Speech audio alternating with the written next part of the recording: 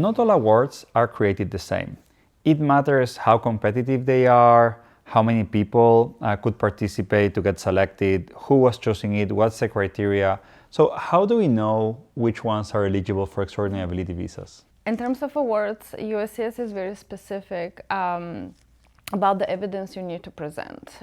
They want to know how many people applied, who applied, how many were selected, who were the judges, what was the judges' qualifications, and whether the award was covered by media. And then if you're a startup and you raised about $100,000, we can use that for for awards if you're applying for an O1.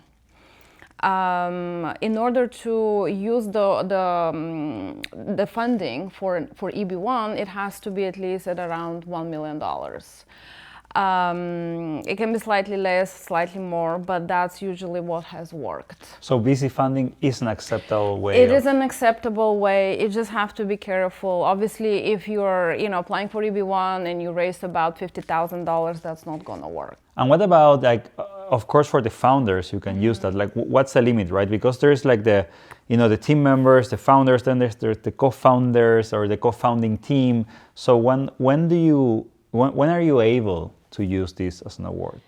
Yeah, so the rule of thumb is usually we can use it for the founder and the co-founder. So if you have 10% of the company, we can use the VC funding for an award. Now, if you're the founding engineer or the founding team members, unfortunately, that's not going to work. Yeah. Okay, that's perfect. So.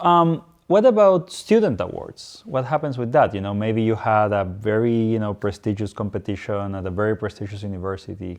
Right. So student awards are generally not acceptable for EB-1 and for O1.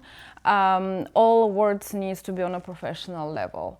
USCIS does not like scholarships. They don't usually with fellowships is also pretty tricky. So anything academic is usually not good evidence for the awards criteria. What about if you wrote a paper and you got the best paper of the conference type of thing? Yeah, that would work. It also gonna depend on how prestigious that conference is, how many people submitted papers.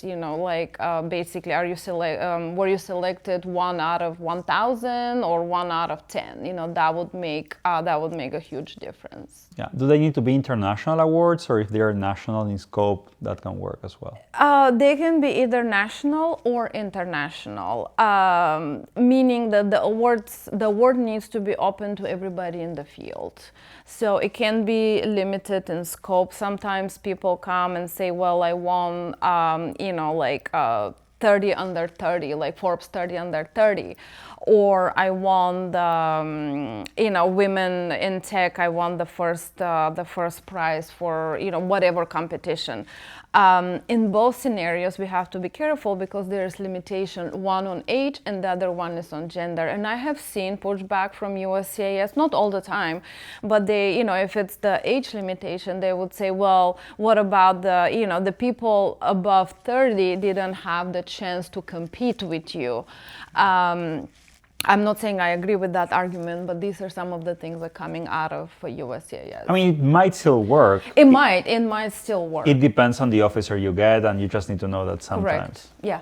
So remember, when you're going for awards in the Extraordinary Ability Visas, it's not just about getting an award, it's about the entire context. How many people were eligible? How many people applied? How was the selection criteria? Who were the judges? So just tell the entire picture.